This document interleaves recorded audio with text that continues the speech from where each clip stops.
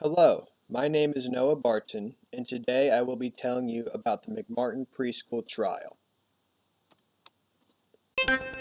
So, the whole incident began on August 12th, 1983, when Judy Johnson accused one of the employees at McMartin Preschool named Ray Buckey of molesting her son.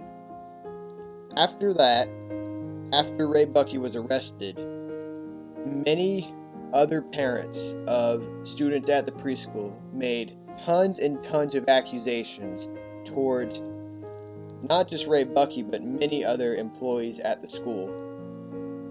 And eventually, 7 people total were accused of sexually abusing up to 360 students at the preschool.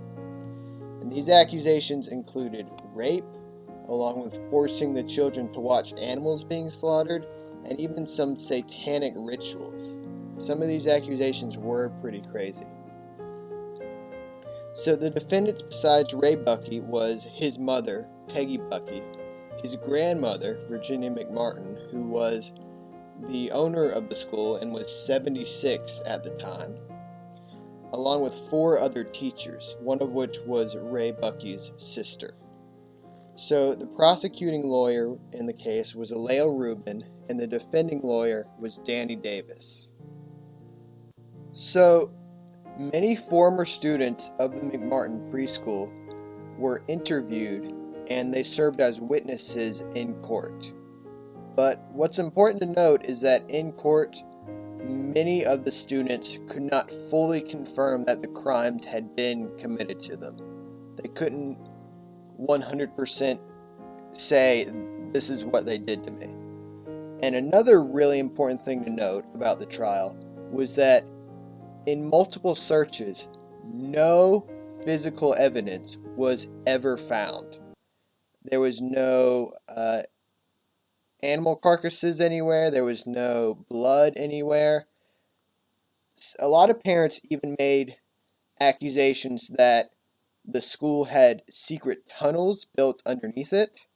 So they looked for those tunnels, but no such tunnels were ever found. Absolutely no physical evidence that the McMartins had committed any crime was ever found. So on January 17th, 1986, 5 of the defendants' charges are dropped, as there is found to be no evidence that supports that they did any crime besides mere accusation. So this was 3 years after the first accusation by Judy Johnson. 4 years later, Peggy Buckey's charges are dropped.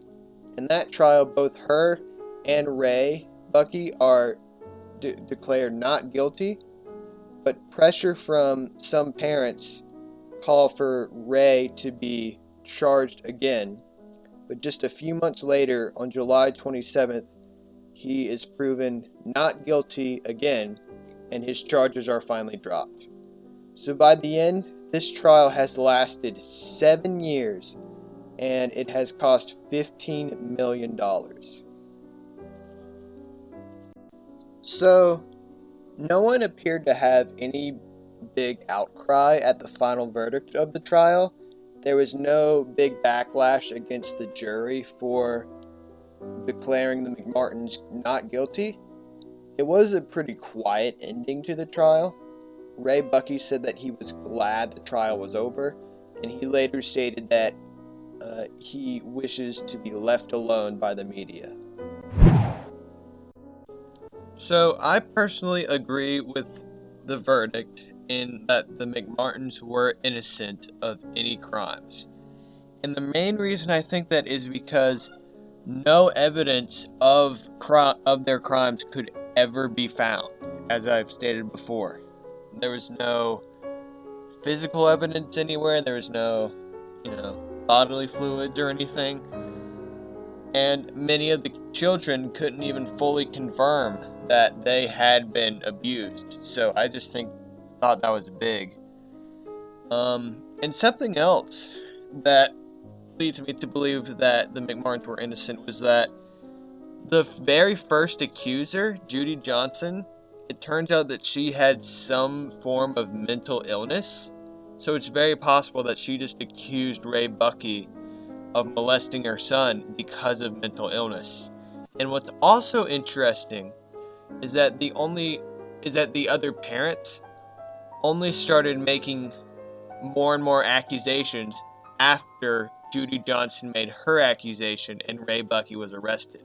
So I think that all those other parents only believed that their children had been abused out of hysteria. I believe that when they heard Ray Buckey was suspected of child abuse, they just got paranoid, so they instantly assumed that their children had been molested, and they made accusations. So, because of that, I believe that, the event was blown out of proportion due to hysteria and paranoia, and that the McMartins were indeed innocent. And on another note, I believe that the criminal justice system in our country is mostly fair. I believe it's mostly fair because there are cases like Charles Manson and Phil Spector who were murderers and they were put in prison for a very long time, so justice was brought to them. I do believe that most times justice is brought to a criminal when they deserve it. But one glaring problem with our justice system that's really evident in this trial is that sometimes it's way too slow. It just takes way too long for a court to get finished. I mean, this trial lasted 7 years, and it definitely did not need to last that long. I mean, here you can see a statistic of how many cases have to wait a while before going to court, and you can see that back in the early 2000s it wasn't really that many, but it's starting to increase more and more per year. And that's probably because there have just been more and more crimes lately over the past few years. So there's more and more cases. So, if there's more cases, then obviously there's more traffic and, they have to wait a little while longer for their turn. So yeah, I do think that is a big problem that the justice system has. But because when it's finally over, most of the criminals are brought to justice and given what they deserve. Because of that, I believe that our justice system is mostly fair.